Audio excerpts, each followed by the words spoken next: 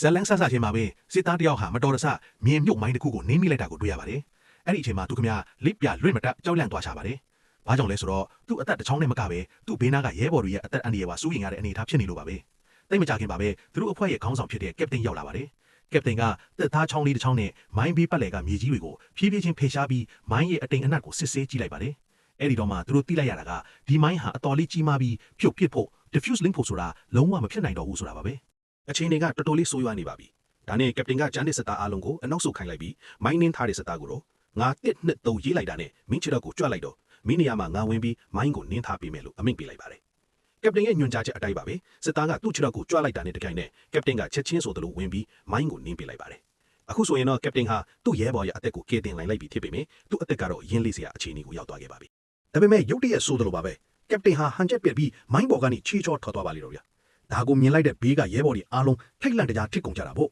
။မိုင်းကွဲတော့မယ်လို့ထင်နေကြတာလေ။ဒါပေမဲ့ထူးဆန်းစွာနဲ့ပဲမိုင်းကကွဲမထွက်လာပါဘူး။အဲ့ဒီအချိန်မှာကက်ပတိန်ကမိုင်းပေါ်ကိုတက်ပြီးခုံပေါက်ပြလိုက်ပါတော့တယ်။တကယ်တမ်းကျတော့အဲ့ဒီမိုင်းကဟိုးအရင်ကတည်းကပြက်နေပြီးသား diffuse ဖြစ်ပြီးသားမိုင်းအပြက်ကြီးဖြစ်နေတာပါ။ကက်ပတိန်ကသူ့ရဲဘော်တွေကိုတတ်တတ်မဲ့ဆက်နောက်ချင်းလို့ဒရာမာခင်းလိုက်တာပဲဖြစ်ပါတယ်ခင်ဗျာ။